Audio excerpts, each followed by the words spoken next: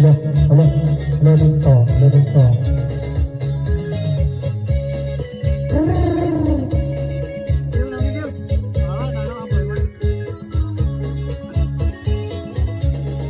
ผู้ชายคนนี้สุดที่ดีใจเห็นน้องสามวัยได้กับคนหัน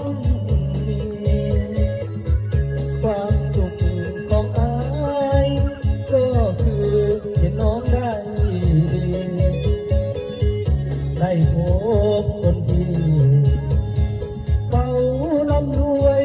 กว่าสายเพื่อน้องอายจำต้องฝืนทน